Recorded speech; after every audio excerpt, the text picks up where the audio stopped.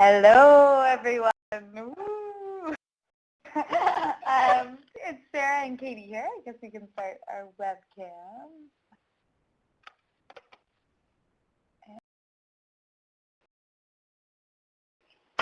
Hello.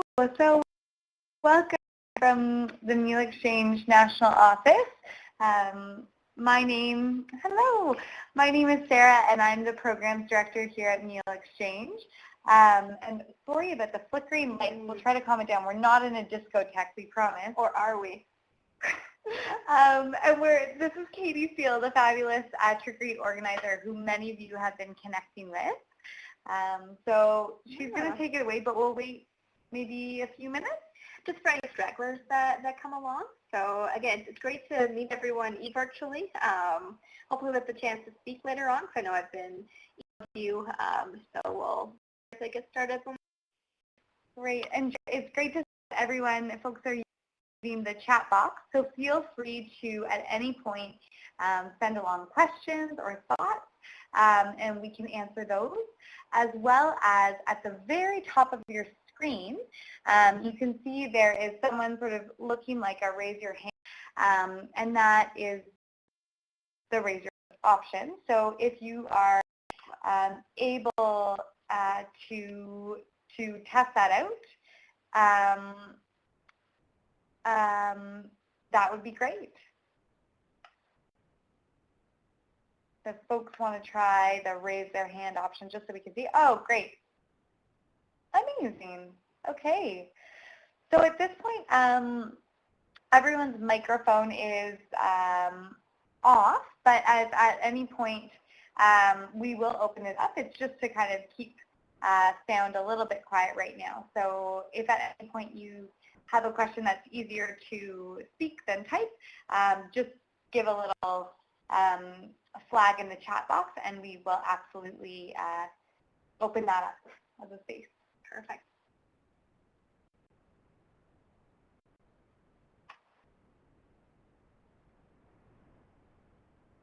And actually, as we have a couple of minutes, we will hopefully record this session for other folks to use.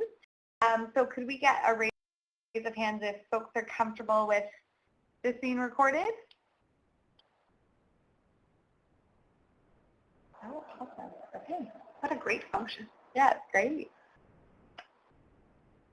Wonderful. Okay, so we will start that off in about 2 minutes. And maybe if everyone wants to write in what campuses they're coming from.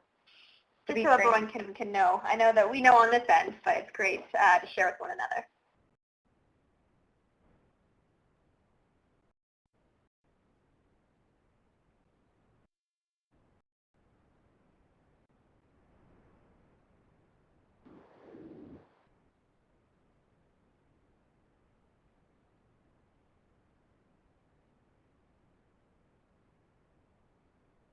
Oh, wonderful. So the community organizations as well.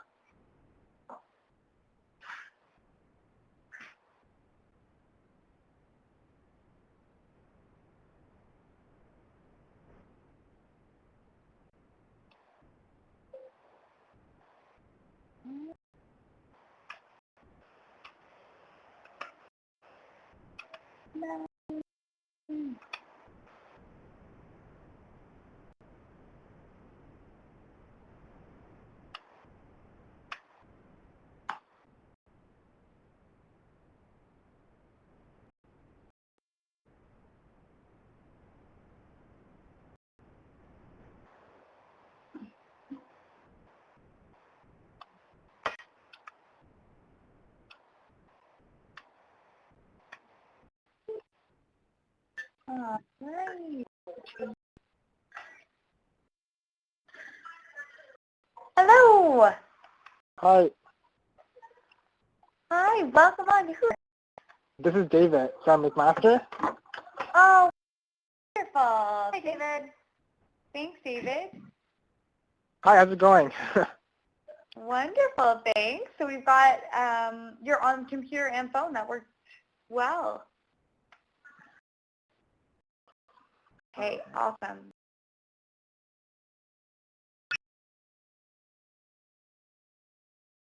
Go ahead. Start.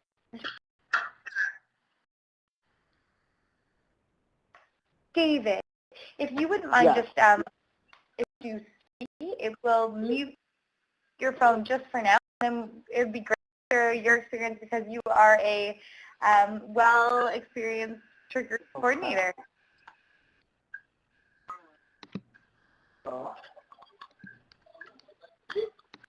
Yeah, sorry, you said star 6?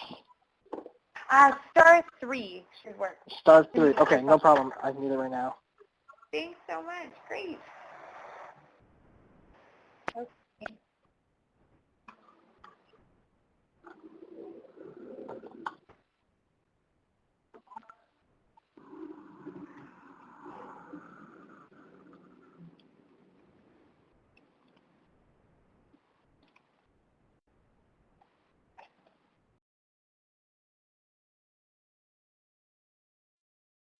You're probably going to want the slides and not our beautiful faces because they'll be too distracting.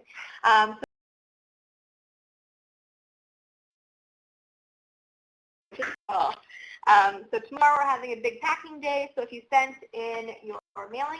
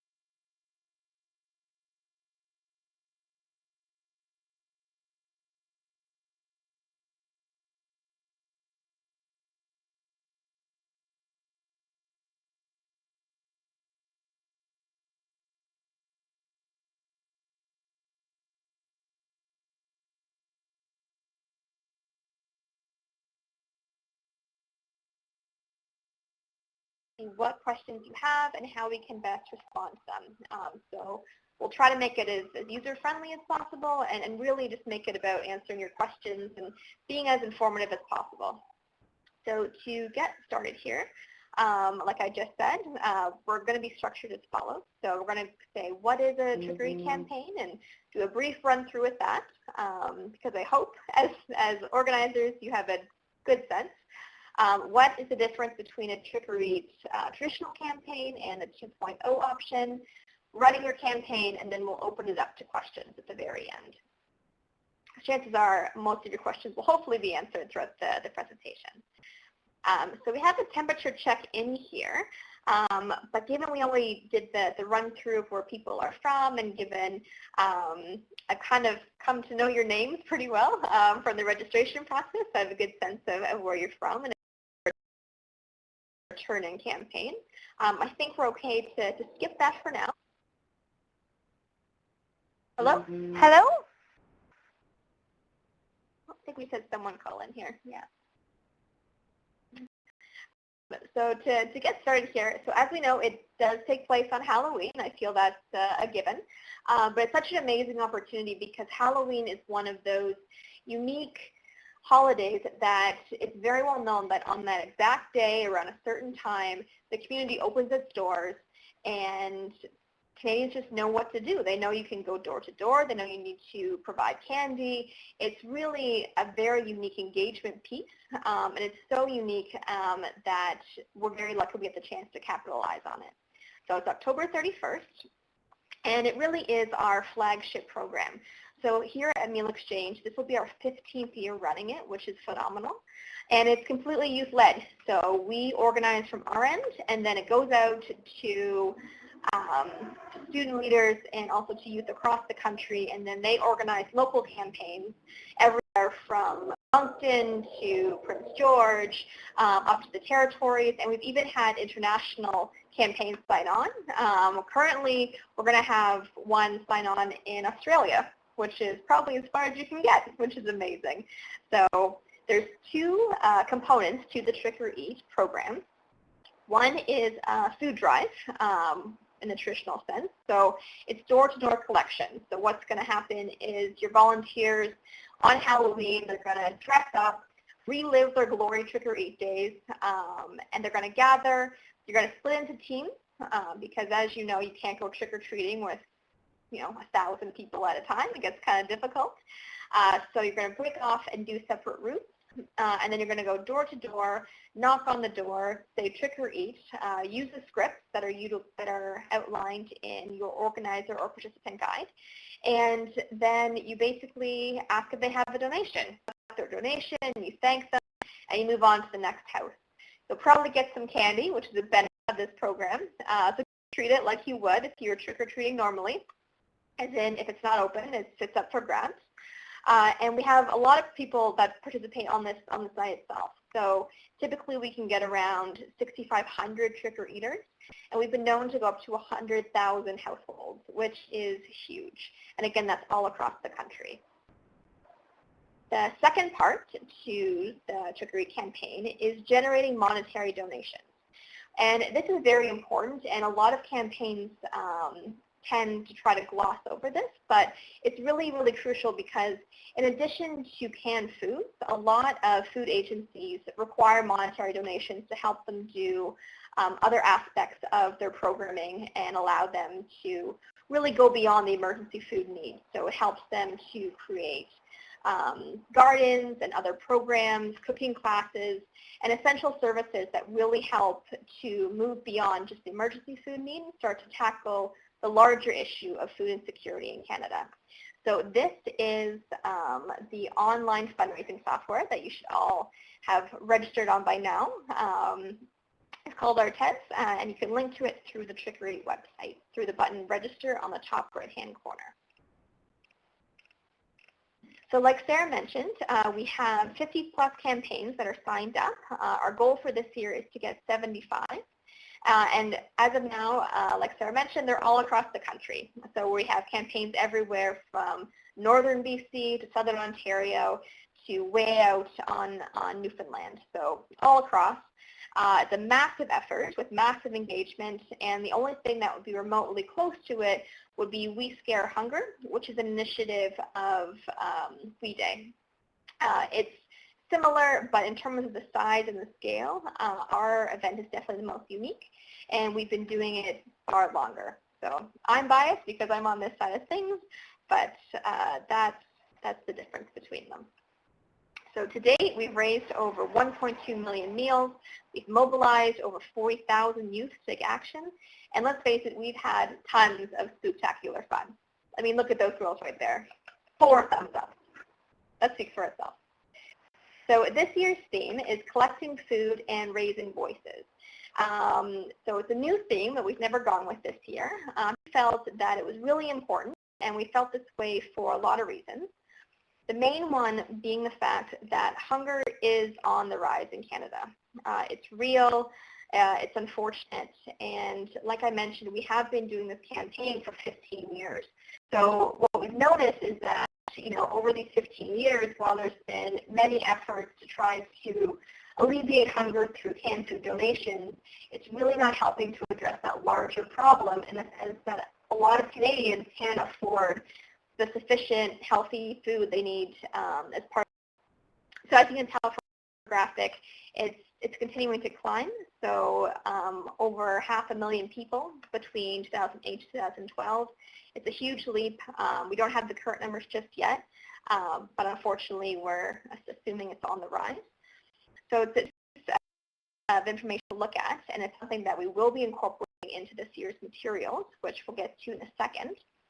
So with this new theme, we have some new objectives.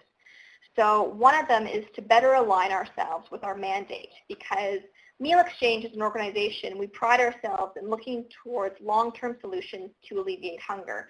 And having one of our flagship programs really centered on emergency food relief, it doesn't really match what we're going for. So we need a way to kind of combine those two so we're not taking away from the great, fun that's expected to Trick or Eat, but we're still adding on a layer that's going to allow us to address both.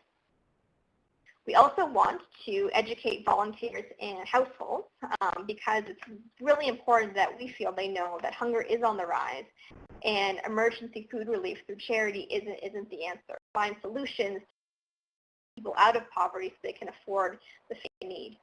And then also to advocate on that. So to find a way to raise our voices and stand up within our limits because we are a charity. So how can we do that? So one of the ways that we have chosen to do so is to update our materials and create a bit more of a different approach. So with the thank you card, the 50,000 that are sitting right behind me right now in many a box, we changed them up a bit. So on the front, it's that same infographic you just saw. So the goal of this is to educate Canadians that hunger is on the rise and that it really affects everyone. So it affects the working class, it affects children, it affects 1 in 8 households, which is rather startling. So by giving this to everyone at the door after they donate, we think this will be a great step to really get that word out there.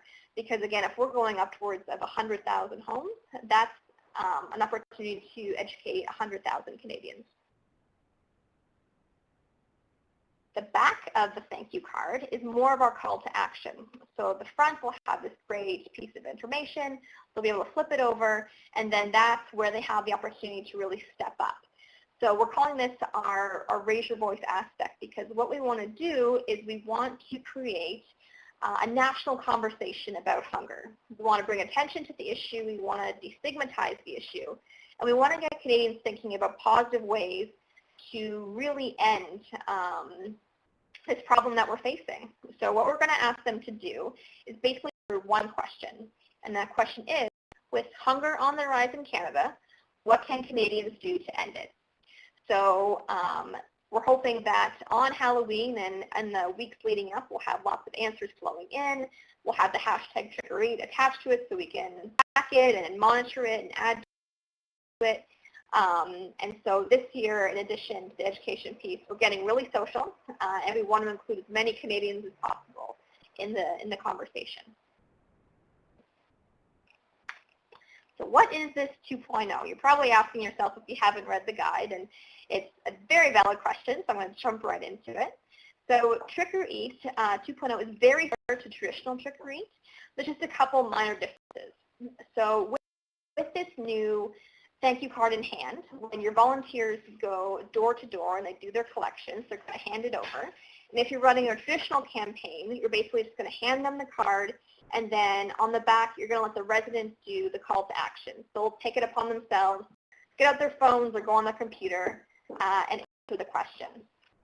If you're doing a 2.0, you're basically going to take it that further. So in this case, you're basically going to have your participants or your volunteers ask the question at the door. So it would go something along the lines of, Trick or Eat, we're here with X campaign. Do you have anything you would like to donate?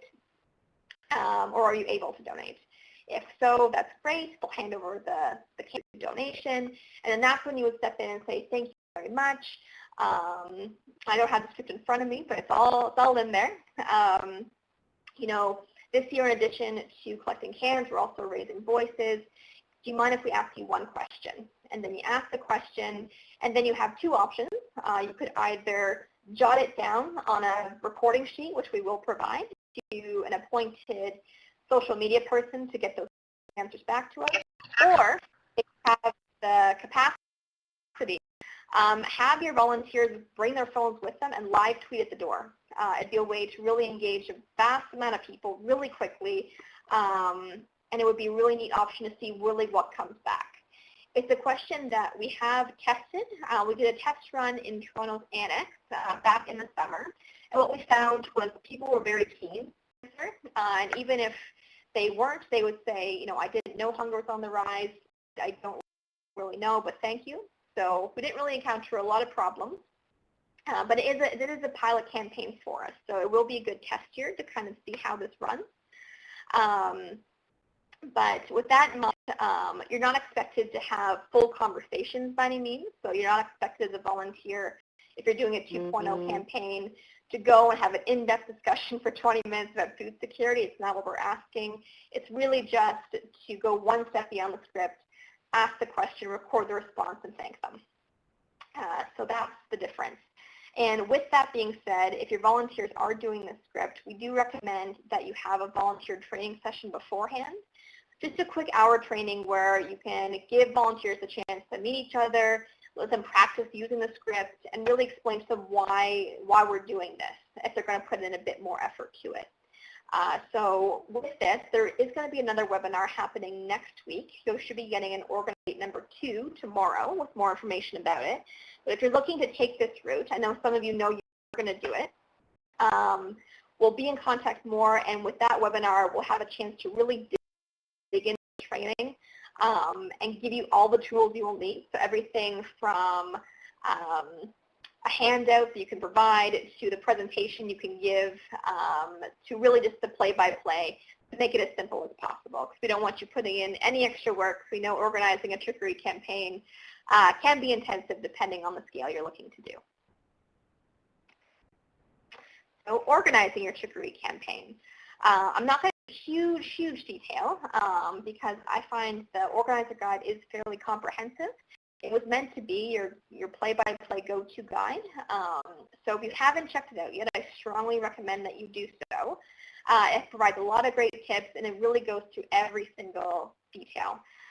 But we're still going to run through it in a more condensed version. So I think everyone here has registered their campaign. If you haven't, it's just a matter of filling out the online form. And the registration really gives us a good sense of what you're looking to do this year. So how many homes do you want to visit? Where do you want your food to go? And that's going to really allow us to determine how we can help you. So how many materials do we have to send you? How can we really promote it to make sure people aren't stepping on each other's toes or going the same route? And so the food banks know as well that they are being donated to if you haven't contacted them already. So registering your campaign is first.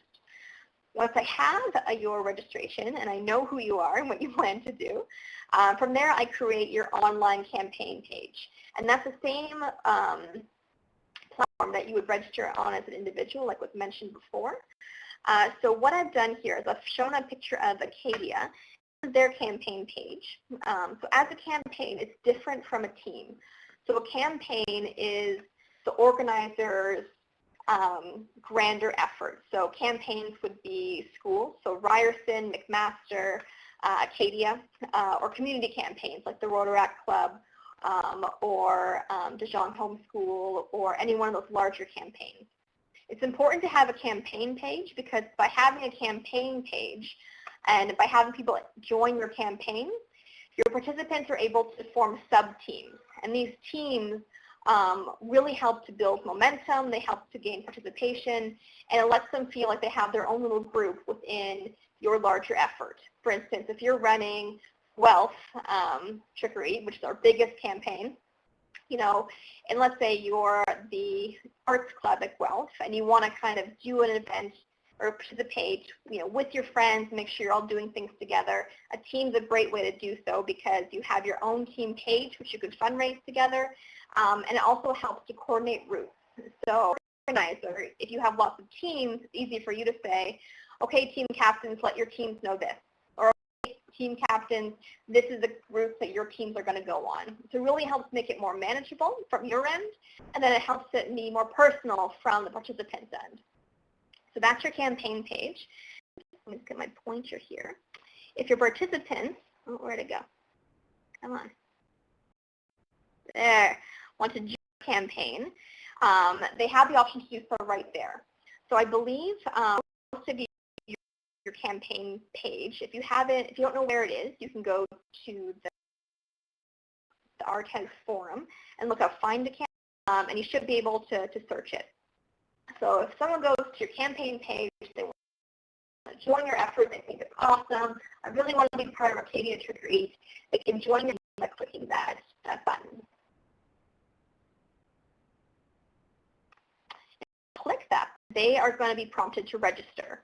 First step of registration is the waiver, which is a simple box. Yes, I'm comfortable being part of this initiative. And then you get taken to this. And this is a step that I feel is pretty crucial. There's been a bit of a mix-up with some people, so I just want to make sure if it's clarified. So to join, you could join as an individual, you could join a pre-existing team, or you could create. So to explain the differences here, let's say you wanted, teams are different from campaigns. So if I'm,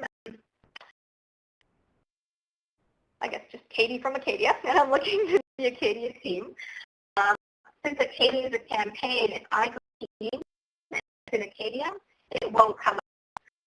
But if I want to join the swim club, and they're a registered team, I can easily type in that, and then that team will pop up. So there's a bit of a difference there. So if they know exactly what team they want to join, they can do that and join no problem. But if not, what they should be doing is registering as individuals. Because if they register as an individual, they will be prompted on the next page to affiliate themselves with a campaign. So it's going to ask them to join Guelph or McMaster or the Rotaract Club of Brampton. It'll give them that option to do so. If once they affiliate and they get their individual fundraising page, they'll still have the option to join a team if they want, and they'll still have the option to create a team if they want to. So if they're really unsure what to do, just tell them to register as an individual, and they have flexibility later on. And lastly, the last button, to create a team. If you're a participant that just knows, I'm going to be part of Acadia and we're the mathletes and we're going to have our club, they can just immediately create a team within that campaign by clicking on the can button at the bottom there. So those are the differences between the three. We try to do this as easily as possible, but if there's any confusion, we to speak to it in more detail.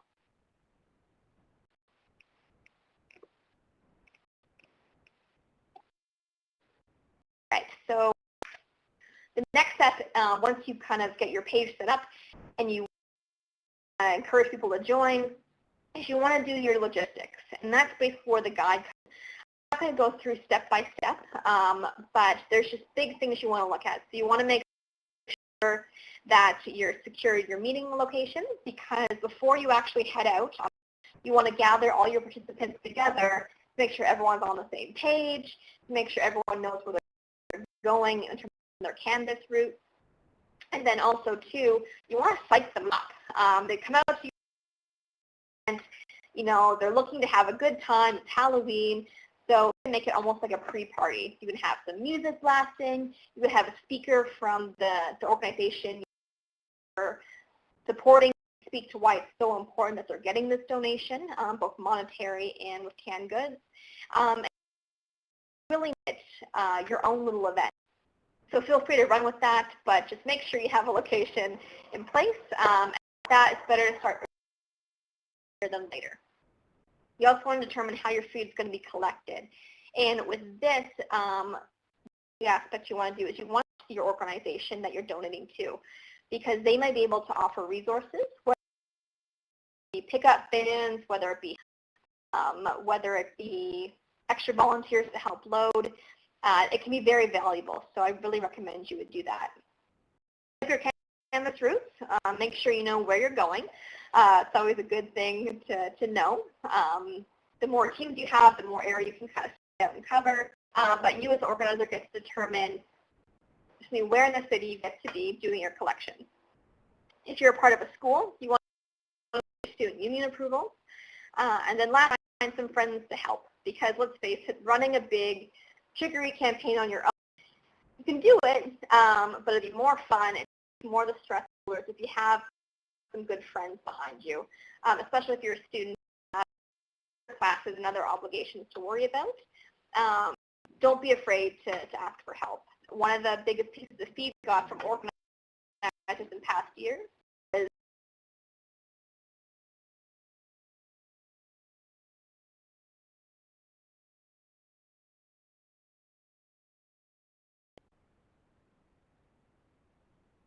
So another big step is to tell the community that you're coming.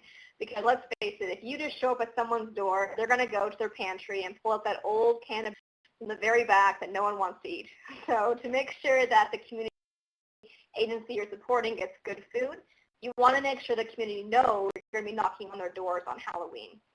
So we recommend that you do so no more than days beforehand, because people tend to forget, than 3 days or 2 to 3 days in the other direction. So for that, we have flyers. What you're going to get is part of your materials package, or door-to-door flyers. And all you're going to go just door-to-door, simple drop-off. You don't have to talk to anybody. Just drop them in mailboxes, just so people know that they can expect you. On the back of the flyer, it does give recommendations for what people can donate. So whether it be baby food, diapers, condensed milk, a whole slew of things, and they've all been recommended to us by Food Canada, so it's a good list. And then the big night comes, and it's here. So Halloween, which is, I guess, your go time. So how it works is, again, like I mentioned, you're going to have a bit of a get-together where everybody congregates in one spot. You get psyched up, you get all the materials you need, and then you start to head out into the community. So the camera takes place, and what happens when your volunteers go to the door, they're going to say, trick or treat, do the script, and at the end, everyone's going to get a thank you card. And again, this is another way that we're going to get that education piece out there. We're going to encourage people to raise their voices, and if you're doing a Trick or Treat 2.0 campaign, you're going to be asking the question at the door. Afterwards, the food gets brought back. Something, again, you'll need to think about in your logistics stage. If you want to have your volunteers bring bags, want to rent shopping carts, we have a shopping cart agreement on the organizer section of the website. All you got to do is print it off, fill in information, and then bring it to whatever grocery store you hope will donate carts to you. It's really effective because, let's face it, it's really fun to drive a shopping cart around with a bunch of food all night. It's really simple, and then it's a lot less, and you can carry a lot more food that way. So it's a good option. So you're going to bring your food back, and then from there you need to decide how it's going to be donated. So are you going to store it overnight in the location? Are you going to donate it and have immediate pickup? Or have your food agency said that they want to bring the food to them? So just logistics, you want to get sorted out, again, in the logistics section of the guide. But the more you have confirmed beforehand, the easier this night will be. And we do guarantee it will be ghoulishly good fun. We put our stamp on that. So after the event, we really want to know how you did, because the more information we can get from our end, the better we're able to capture what happened that night. So, for instance, how many people came out to help you, how much food you collected. We'll know your monetary donation values just based on the online. And we want to hear everything. If you're doing a Trick or Treat 2.0 campaign, we want to make sure that all the tweets get out there and that we know, have a good sense really of how many people you engaged. And basically once we get that, we're able to really give you your deposit back, which is $50 that everyone needs to pay. So once you're wrapped up, we'll sort things out from our end, we'll do our final thank yous, and we'll make sure that you know how your campaign contributed to the larger event that is Trick or Treat, because every donation counts. Some other things we can mention, in addition, given we are doing the social media aspect this year, which is new to us, we really want you to tweet, and really get our message out there, because in order to build this plan that happens on Halloween, it's good for us to populate our site beforehand. So tweets about food security, hunger, and really providing a good basis. So when someone goes to that hashtag Trick or Treat, they can say to themselves, oh my goodness, people are really into this. Wow. So that's what we're hoping for. So if you go to our handle, which is Mila, we've already started the conversation. Great. Feel free to add to it. Feel free to invite your friends. Feel free. We're happy get you and really this is inclusive as possible. So keep it in mind. And one of the things we started doing on Twitter, which some of you have done, is to share the scare. And our thought here was, again, one of our goals is to raise awareness about hunger, but sorry? Then also to educate Canadians about hunger as well. So what we're encouraging people to do is take a picture of their scariest face and then include this text. So I think this is scary. 4 million Canadians are food insecure. Raise your voice to hunger, share the scare. And then importantly, hashtag Trick or Eat. So we as staff had a great time with this initiative. We had a big photo shoot. This is one of my favorite photos of Sarah and Caitlin.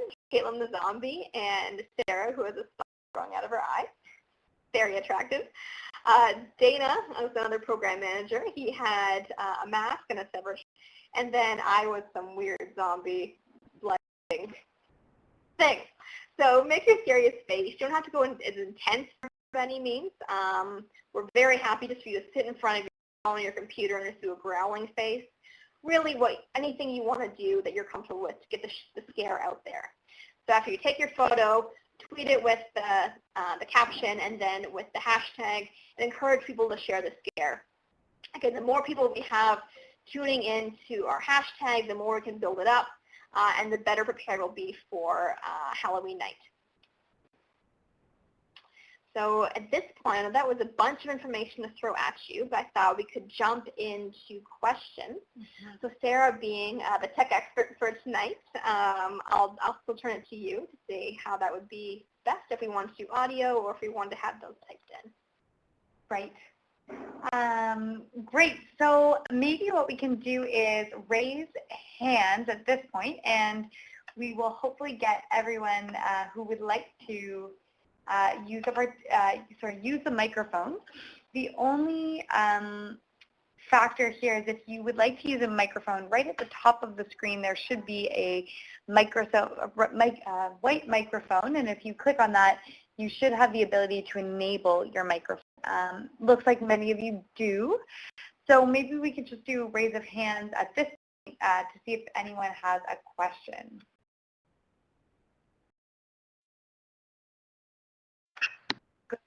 Yeah. Hi. Hi. So my I'm here with Tori, by the way. So that's delayed. So my question is about the social media and awareness part of it. Do you have any kind of like graphics and like infographic type things that you can send along that we can share, or do you want us to just be sharing kind of what you're putting out there? That's a great question. So Caitlin, our program manager, she is taking the lead on the Raise Your Voice aspect. So I would say in the meantime, feel free to share wherever you Sorry? We lost. Oh, we good? Sorry, we're cutting out. Yeah. Oh, no. So I'd say in the meantime, feel free to... Oh, here. Melanie, if you're mute your mic would be, or I can, yeah, there we go, awesome. Okay. So I was saying, so in the meantime, Caitlin's been working on some things that we can start to be sharing out. So we should have an organizer update coming soon with some more details around that. But for now, I would just say start doing your scary faces, sending them out. And Mel, we saw yours right before the webinar, and we both thought it was amazing. Mm-hmm. So we encourage everyone to go on to our Twitter account and then check out what's already been done. And just feel free to add your scary face to it. Yeah, but great question. And that question, hunger is on the rise in Canada, what can Canadians do to end it, is a great conversation starter. And then feel free to use any of the resources. There's lots of resources online at Trick or Eat to be able to share out. But if you find an interesting article or something from your community that would be good to share out, maybe highlighting the community food agency that you'll be working with and doing a hashtag Triggerief, that would be fantastic to bring the awareness so we can all learn about the initiatives happening across the country. Absolutely. Thanks so much. Great question. And yeah, absolutely. Thanks for keeping it up. Anyone else have a question or maybe something to share, as we have some well-experienced individuals here as well?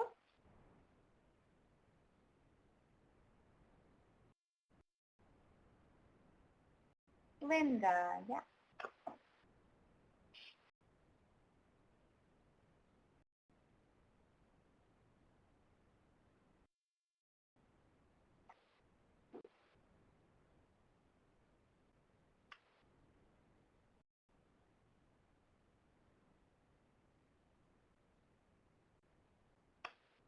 So, all right. So Linda just typed, so for the campus organizers, what are some good ways to recruit participants? So I have a couple answers to this, and again, we also have some organizers that are on the call, so people like David, feel free to step in as well. So some good ways would be through your general outreach. So for instance, if you're on campus, things like posters, things like posting on message boards, things like reaching out to certain networks. A lot of organizers found success by going to niche markets, so contacting sports teams, arts clubs, groups of people that already exist, because it's more likely they'll participate as groups of people, not just as individuals. And so instead of recruiting one person, by recruiting a group, you can easily get 50 people signed on to your Tipperary campaign, and they're already a team, which is amazing. So that's another good way. And then a lot of it is just outreach. You think would be interested, doing cold asks to people, again, talking to groups. Those would be some of the things for me that come to mind. Is there anything for you?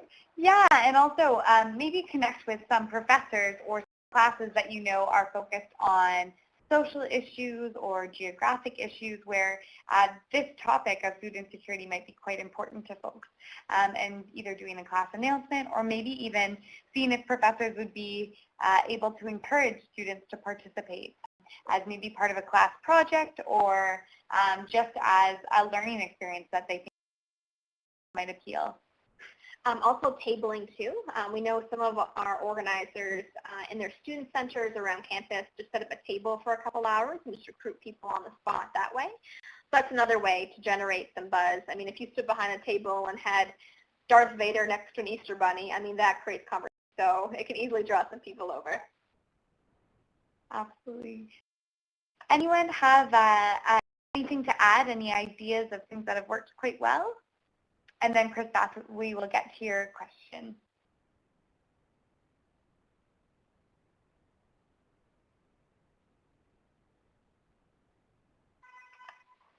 All right. Okay, well, if ideas come up, definitely please feel free to share with Katie, and then we can share that out. Absolutely.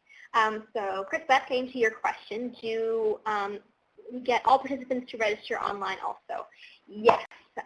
Yes, you do, because by registering online, we're able to track who's participating and then encourage them to fundraise. So the worst thing you would want is thinking you have 60 people in your camp and then showing up to the night of Halloween, and then you have, 100 and you don't have enough resources or materials to deal with everybody. So by you're online beforehand, you're able to track who's participating in your campaign. You're better able to organize teams, and you're also better able to relay information to them. So if they're online, you can do the message boards.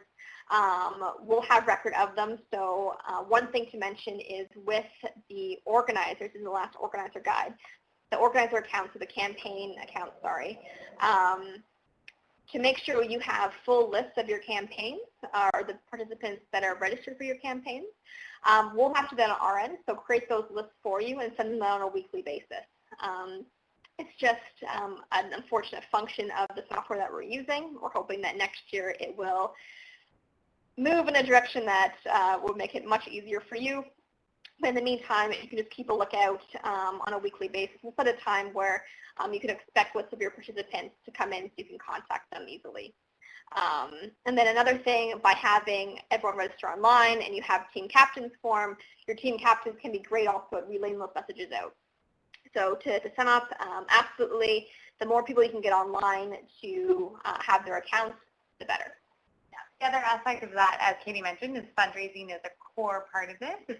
And it's a really great way to start conversations by reaching out to families and friends and asking, I'm doing this because it's important to me and because I think it's important for Canada. And it's a really, really great conversation starter. I just started doing my outreach for my fundraising and have, been able to share this really important message with lots of people. And the way I'm doing it is for anyone who donates $20, I'm making them a small jar of granola and delivering it to them so we can continue the conversation. And it's also a really fun way to be able to connect with friends, new and old. Oh, I definitely want to donate to you. Absolutely. That's a great fundraising as well. And I mean, it's a good, I guess, piece to encourage people too, because by saying, if you donate to me, I'm going to dress up on Halloween and I'm going to go door to door and ask for canned food. So if you want to see me do that and support me by doing that, please donate. And again, any amount helps. The way we translate that to meal exchange is by every dollar that comes in, we're able to help food agencies provide at least one meal to people. So a little bit does go a long way. Wonderful. Any other questions? These are fantastic questions and really great to work out the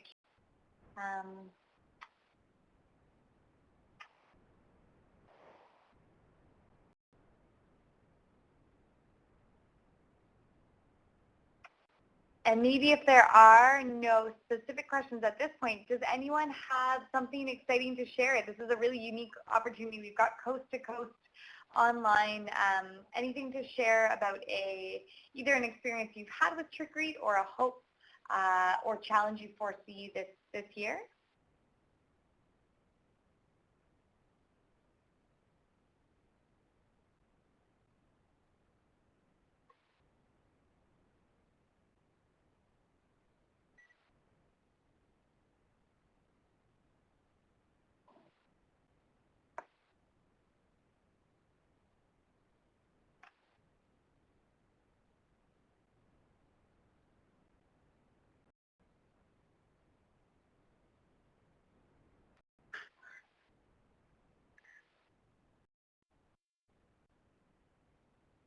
We got a few people typing, which is great, and just fall in silence.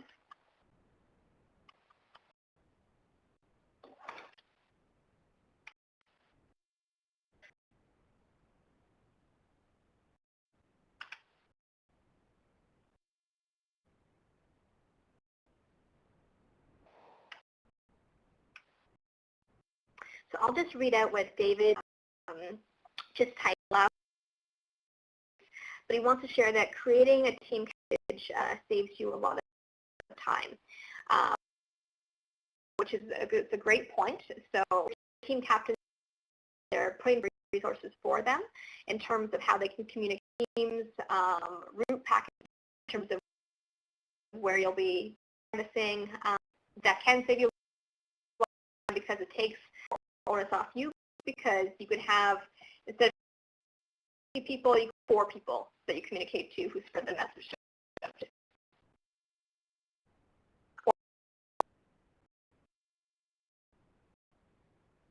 And then this is my club members, and we are bringing this to Brampton, and I'm excited that we're in Brampton. I'm from Georgetown, so very, very close to me.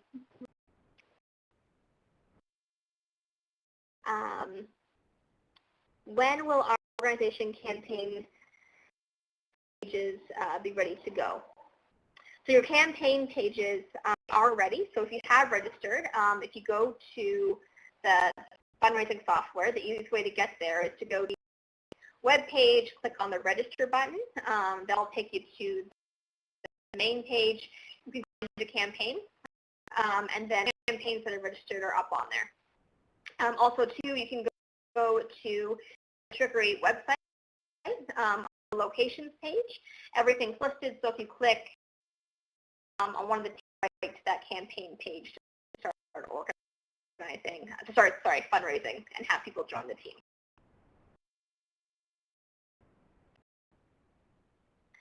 I also have Linda typing here.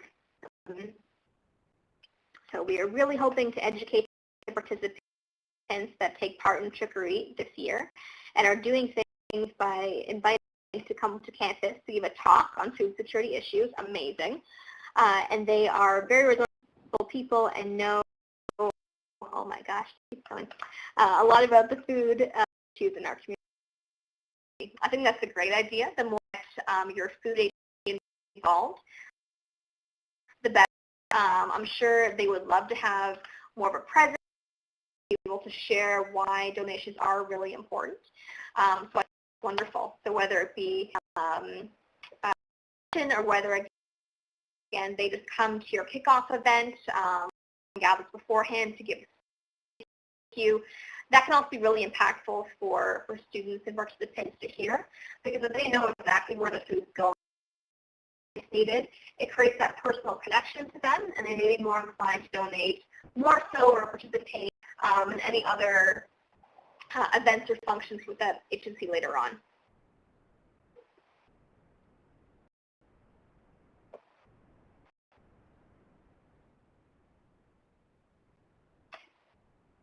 And just to let you know, we have an exciting conference on November 8th, which is a Saturday, another webinar from 12 to 1, and that will be a further conversation, kind of a follow-up to Trickery, where we can talk through what were some of the learnings and what can we do to transform food banks on campuses and in communities. So we'll send out more information there, but really, really exciting.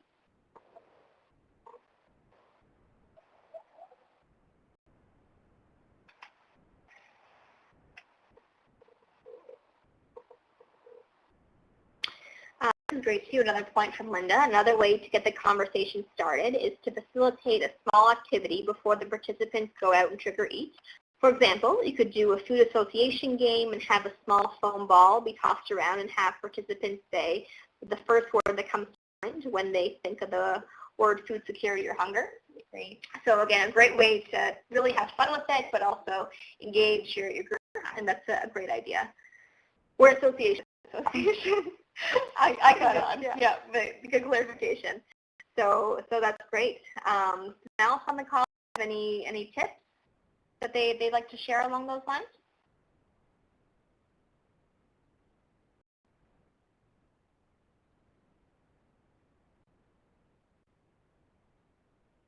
No? That's okay. Well, if there are any more questions, we have a bit more time here. Again, this will all be recorded, so you can feel free to refer to it later.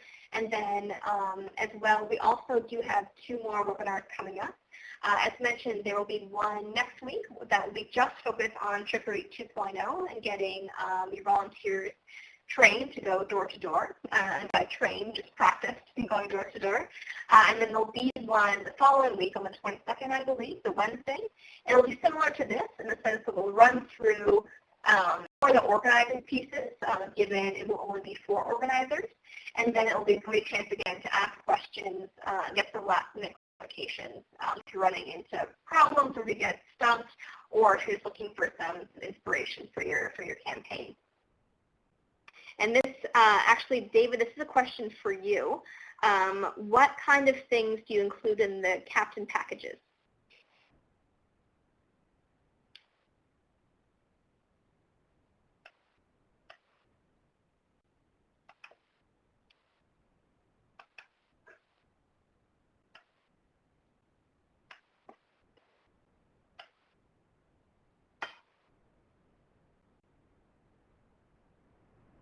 Some of the things include waivers, maps, and emergency contact information.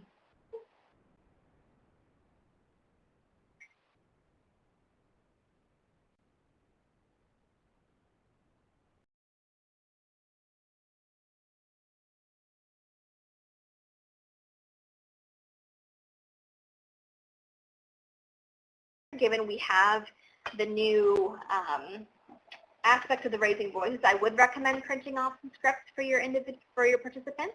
One of the great things is if you look at the back page of this year's participant guide, there's actually a cutout script. You can easily just print off that page.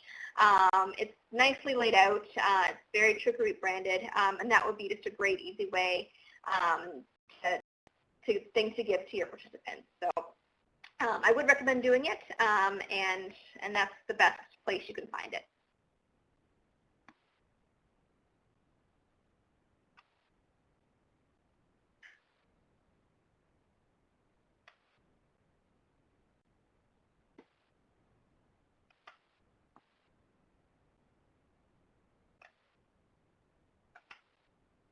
Another point David mentioned, which is great, is that make sure before the team leaves the registration area that they hand in all the waivers to you, which is great because you don't want your butt on the line if something happens. So have the waivers be signed and make sure everyone is covered.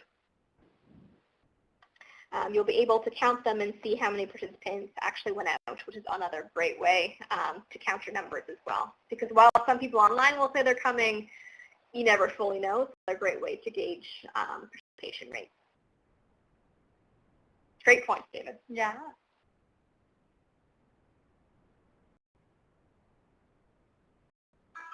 Mm-hmm.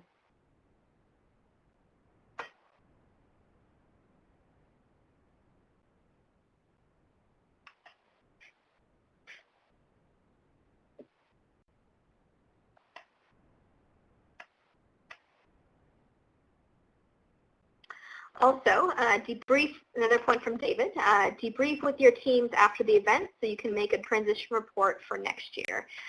Great, especially if you're with a Meal Exchange chapter, and also if you're with a group where you know you want to be doing this year after year, or it's part of your program.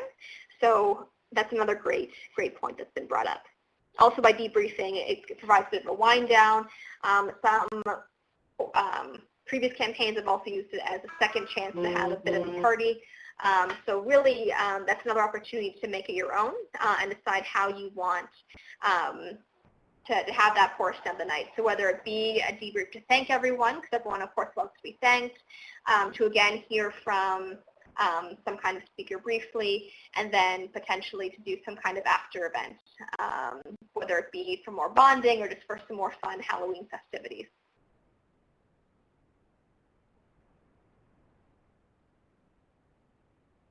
Wonderful. Any final questions or thoughts to share for this portion?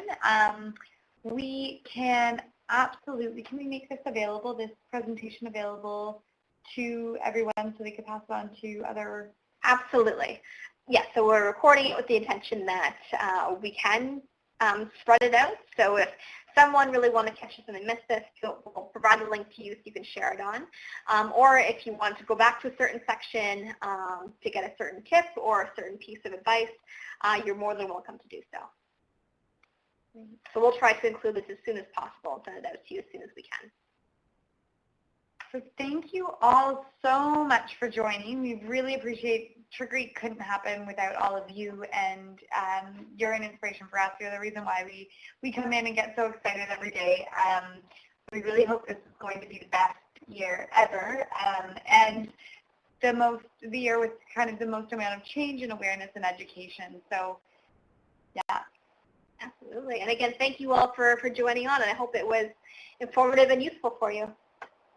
If you have any other questions, feel free to be in touch, and we would love to see how things are evolving through the hashtag Trickery.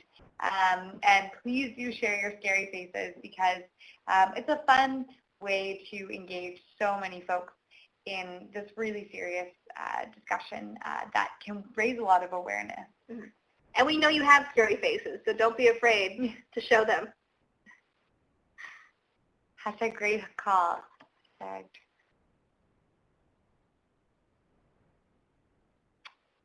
Awesome. Wonderful. Well, thank you so much, everybody, and we will talk to you all soon. Yeah. Bye. Thanks.